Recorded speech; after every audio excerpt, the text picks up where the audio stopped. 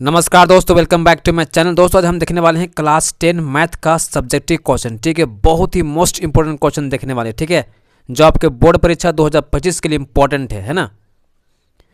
पहला क्वेश्चन देखिए। ठीक है, एचसीएफ दिया गया है 306 और 657 का 9। ठीक है ना, तो आपको निकालना है एलसीएम। ठीक है, किसका?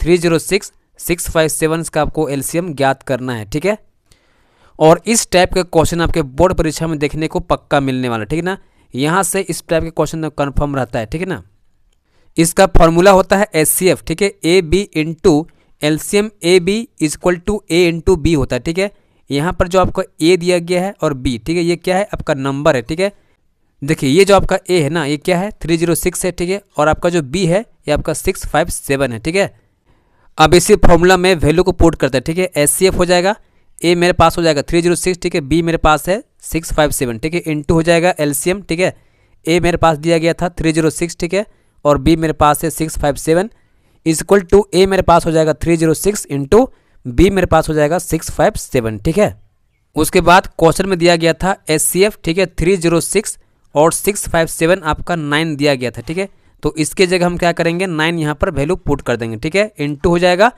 और एलसीएम लिखेंगे 306 657। ठीक है, इक्वल टू 306 इंटू 657 है ना। अब यहाँ से क्या करेंगे? एलसीएम निकाल देंगे। ठीक है, एलसीएम निकालेंगे 306 657 का, तो क्या हो जाएगा? ये नंबर जो है ना 306 और 657 ऊपर जाएगा और 9 को हम नीचे कर देंगे। ठीक है, अब 9 से डिवाइड करेंगे 657 को, तो ये 73 बार में कट जाएगा। ठीक है ना, चूँकि 9 7 जा कितना होता है? 63। ठीक है, तो यहाँ से 2 बचेगा, 9 3 जा 27 है ना। तो यहाँ पर हो जाएगा 306 इंटू 73, इसको मल्टीप्लाई करेंगे तो आपका आंसर जाएगा 22338। ठीक है, तो यही में निकल गया एलसीएम 306 657 का। ठीक है, तो इतना आपको बोर्ड परीक्षा में आंसर करना पड़ेगा। ठीक है ना, चूँकि ये सब्जेक्टिव क्वेश्चन है तो आपको पूरा प्रोसेस से जाना पड़ेगा और एग्जाम में, ठीक है, बोर्ड परीक्षा में प्रोसेस से मार्क्स मिलता है। ठीक है, तो सबसे पहला काम करना है आपको, इसका जो फॉर्मूला होता है, ठीक है ना, इसको तो हम टॉप में लिखिएगा। ठीक है, एकदम ऊपर में लिख देना है और यहाँ पर आपको 1 मार्क्स एग्जामिनर दे के जाएगा। ठीक है, इसी फॉर्मूला को देख के 1 मार्क्स आपको मिल जाएगा। ठीक है, उसके बाद देखिए सेकंड क्वेश्चन। ठीक है, द्विघात समीकरण 3x² minus 4√3x plus 4 equal to 0 का विवेक्तर ज्ञात करें और मूल की प्रकृति ज्ञात करें। ठीक है, तो इसका हल देखिए। सबसे पहले आपको यहाँ लिखना पड़ेगा यहाँ। ठीक है, a इक्वल टू क्या है आपका 3। ठीक है, इसको लिख दीजिएगा। उसके बाद देखिए बी क्या है मेरे पास? माइनस 4√3 है। ठीक है, इसको लिख दीजिएगा। और सी मेरे पास क्या है? 4। ठीक है, इसको लिखिए, है ना। उसके बाद लिखिए डी। ठीक है, डी आपका क्या होता है? विवेक्तर। ठीक है, डी इक्वल टू होता है हम लोग का b² माइनस 4ac होता है। ठीक है, उसके बाद बी का जो वैल्यू है ना उसको पुट कीजिए यहाँ पर। ठीक है, माइनस 4 हो जाएगा, ए मेरे पास 3 था और सी मेरे पास 4 था। ठीक है, अब हम स्क्वायर करेंगे 4 का अलग से और √3 का अलग से। ठीक है, देखो मैं यहाँ पर कर दिया हूँ। ठीक है ना, 4 का अलग से करेंगे और √3 का अलग से करेंगे। ठीक है, इसका हो जाएगा 16 और इस 2 से रूट हट जाता है तो सिर्फ 3 बचेगा। ठीक है, तो 16 इंटू 3 हो जाएगा माइनस। ठीक है, 4 3 जा कितना हो जाएगा? 12 और 12 4 जा 48। ठीक है ना, तो ये हो गया 48 माइनस 48 कितना हो जाएगा? 0। ठीक है ना, इसीलिए डी क्या हो जाएगा? 0। ठीक है, और अगर विवेक्तर 0 आता है ना तो क्या होता है? समीकरण के 2 बराबर वास्तविक मूल होता है। ठीक है, तो यही मेरा क्या हो गया? इसका आंसर हो गया। ठीक है, उसके बाद देखिए थर्ड क्वेश्चन। ठीक है, एपी दिया गया है 1², ठीक है, 5², 7², 73। ठीक है, और आगे चल रहा है। ठीक है ना, का सार्व अंतर तथा इसके आगे के 3 पद लिखे। ठीक है, तो इसका हल देखिए। पहले लिखेंगे यहाँ। ठीक है, पहले निकालेंगे D1। ठीक है, फर्स्ट इसका सार्व अंतर निकालेंगे तो D1 होता है इक्वल टू, ठीक है, second term minus first term. ठीक है, second term minus first term. ठीक है, तो सेकेंड टर्म क्या होता है? 5²। ठीक है, और फर्स्ट टर्म दिया गया कितना? 1²। ठीक है ना, इसका हो जाएगा 25 माइनस 1। ठीक है, इक्वल टू कितना हो जाएगा? 24। ठीक है, तो आपको याद रखना है जब भी आप निकालोगे सार्व अंतर, ठीक है, तो सेकेंड टर्म को फर्स्ट टर्म से निकालेंगे। ठीक है, फिर थर्ड टर्म को सेकेंड टर्म से। ठीक है, फोर्थ टर्म को थर्ड टर्म से। ठीक है, यानी आगे वाला को पीछे से लेस करना। ठीक है, आगे वाला को पीछे से घटाना। ठीक है ना, आगे वाला को पीछे से घटाना है, आगे वाला को पीछे से घटाना है। ठीक है, अब निकालेंगे D2। ठीक है, इक्वल टू क्या होगा? Third term minus second term. ठीक है, third term minus second term. ठीक है, इसका हो जाएगा 7² माइनस 5² मतलब 49 माइनस 25 कितना आ जाएगा 24, ठीक है ना। वैसे ही हम निकालेंगे D3, ठीक है, यानी फोर्थ टर्म, ठीक है, fourth term minus third term, ठीक है, इक्वल टू 73 माइनस 7 का स्क्वायर, ठीक है।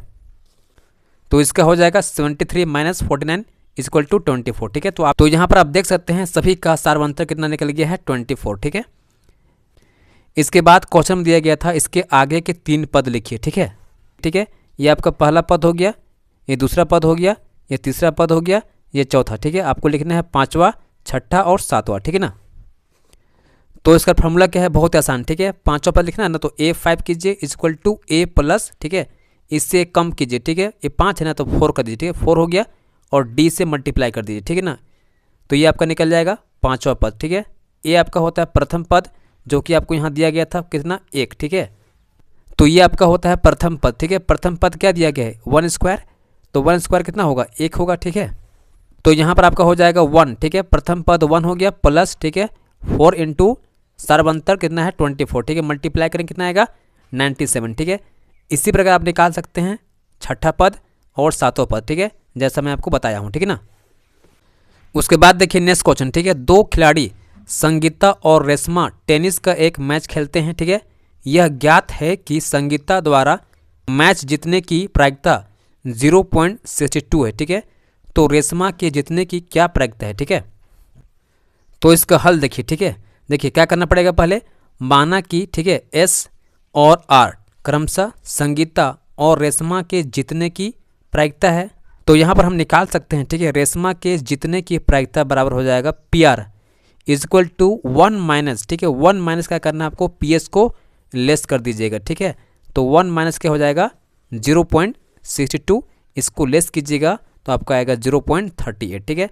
तो ये हम लोग का आंसर निकल गया, ठीक है।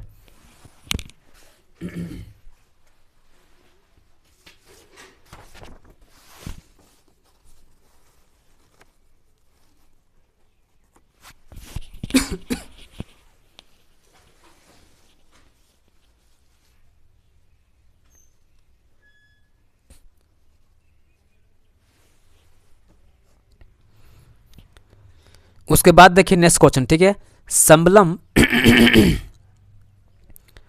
उसके बाद देखिए नेक्स्ट क्वेश्चन, ठीक है, संबलम ABCD जिसमें AB पैरेलल DC है, वे विकर्ण AC और BD पर, ठीक है, परस्पर अब नेक्स्ट क्वेश्चन देखिए, ठीक है, 5वां क्वेश्चन देखिए, संबलम ABCD जिसमें AB पैरेलल DC है, वे विकर्ण AC और BD परस्पर O पर प्रतिच्छेद करते हैं। 2 त्रिभुजों की समरूपता कसौटी का प्रयोग करते हुए दर्शाएं, यानी सिद्ध करें कि OA बटे OC इक्वल टू OB बटे OD, ठीक है ना। इस प्रकार के क्वेश्चन को सॉल्व करने के लिए इसका कुछ नियम होता है, ठीक है, इसको आपको फॉलो करना है, ठीक है ना। सबसे पहला काम करना आपको लिखना पड़ेगा दिया गया है, ठीक है ना।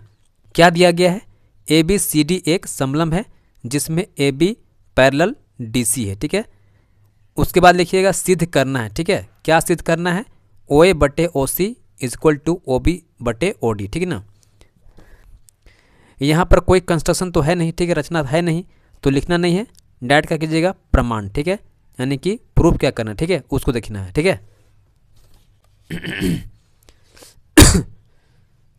त्रिभुज ODC, ठीक है, देखिए ध्यान से, त्रिभुज ODC, ठीक है, तथा त्रिभुज OAB में, है ना, क्या होगा एंगल, ठीक है, एंगल CDO, ठीक है, एंगल देखिए CDO, ठीक है, अर्थात ये जो एंगल दिख रहा है ना ये वाला, ठीक है, CDO ये वाला, ठीक है, बराबर है एंगल, ठीक है, OBA के, ठीक है, देखिए OBA के, ठीक है, ये एंगल, ठीक है, ये एंगल और ये एंगल क्या होगा बराबर होगा, ठीक है। क्यों होगा, क्योंकि ये लाइन क्या है समांतर है, ठीक है ना, तो इसको बोलते हैं। उसके बाद देखिए एंगल DOC, ठीक है, एंगल DOC है ना, ये वाला कौन देखिए, ठीक है, ये वाला एंगल DOC, ठीक है, एंगल DOC बराबर होगा एंगल AOB के, ठीक है, इसके, ठीक है, एंगल AOB के किससे होगा, इसको बोलते हैं शीर्षाभिमुख कोण से, ठीक है। इसीलिए त्रिभुज ODC समरूप होगा त्रिभुज OAB के, किससे होगा AA समरूपता से, ठीक है ना। देयरफॉर ओ ए बटे ओ सी होगा is equal to O B बटे ओ डी होगा प्रूफ, ठीक है। ये आपका हो गया प्रमाण, ठीक है ना, प्रूफ हो गया। उसके बाद देखिए नेक्स्ट क्वेश्चन, ठीक है। एक त्रिभुज ए बी सी की भुजा बी सी पर एक बिंदु डी इस प्रकार स्थित है कि एंगल, ठीक है, एंगल ए डी सी बराबर एंगल बी ए सी है।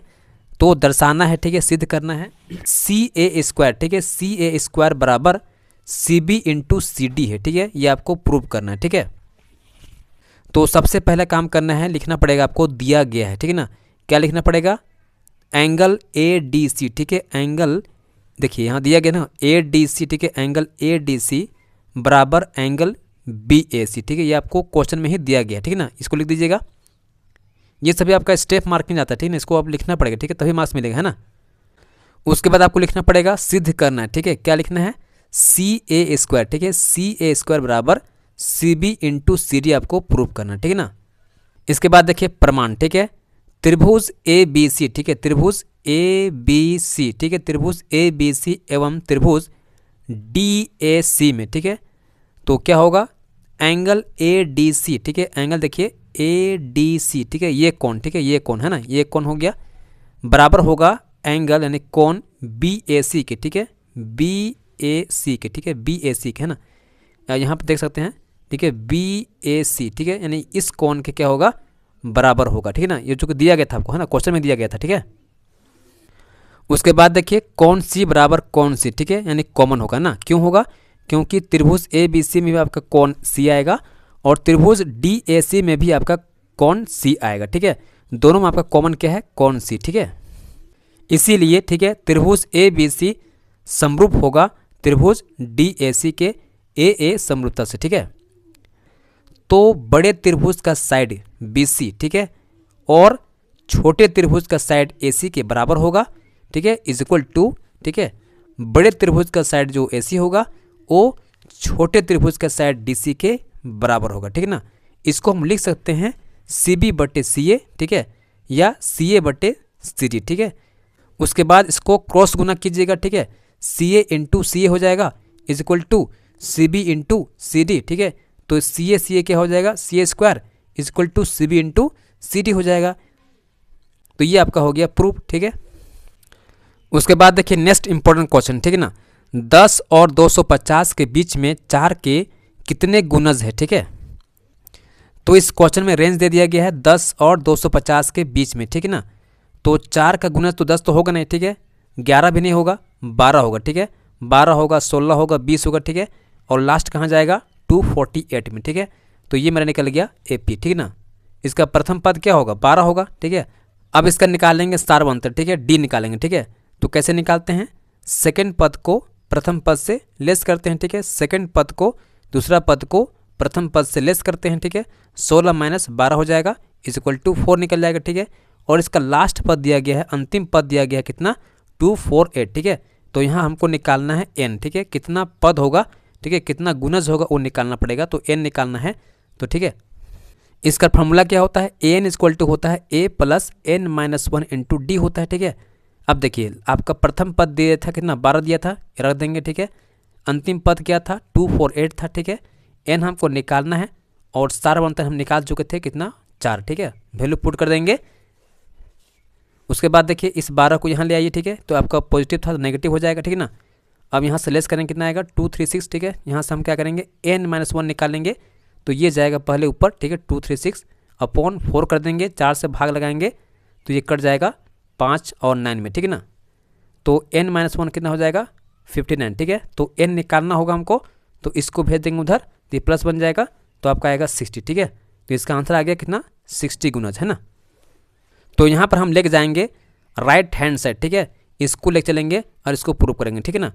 तो आपका राइट हैंड साइड क्या है, sine square a upon 1 minus cos A, ठीक है। तो देखिए एक फॉर्मूला होता है, ठीक है, sine square a plus cos square a कितना होता है, 1 होता है। तो यहाँ से हम निकाल सकते हैं साइन स्क्वायर a कितना हो जाएगा, 1 माइनस कोस स्क्वायर a हो जाएगा, ठीक है ना। तो आप यहाँ इसकी जगह में क्या लिख सकते हैं, 1 माइनस कोस स्क्वायर a लिख सकते हैं, ठीक है। तो यहाँ पर आप देख सकते हैं, ठीक है, ये फॉर्मूला में आ गया है a square minus B square, ठीक है, और इसका होता है a plus B into A minus B, ठीक है। तो हम क्या करेंगे, इसको ऐसे ही ब्रेक कर देंगे, ठीक है। तो एक बार इसका हो जाएगा 1 माइनस कोस ए और एक बार हो जाएगा 1 प्लस कोसे, ठीक है। और नीचे मेरे पास क्या होगा 1 माइनस कोसे, ठीक है। तो यहाँ से 1 माइनस कोसे और यहाँ से 1 माइनस कोसे क्या हो जाएगा, हट जाएगा, ठीक है। तो मेरे पास बचेगा 1 प्लस कोसे, ठीक है। कोस ए का होता है 1/सेके, ठीक है, लिख देंगे। तो देखिए यहाँ पर हो जाएगा आपका सेके, ठीक है। इसको मल्टीप्लाई करेंगे क्या होगा 1 से सेके, ठीक है। और सेके सेके तो कट जाएगा तो बचेगा सिर्फ 1, ठीक है। जिसका होगा सेके प्लस 1, ठीक है। इसको हम अरेंज कर देंगे, पहले 1 लिखेंगे प्लस सेके बटे सेके, ठीक है। ये मेरा हो गया लेफ्ट हैंड साइड आ चुका है, प्रूव हो चुका, ठीक है ना।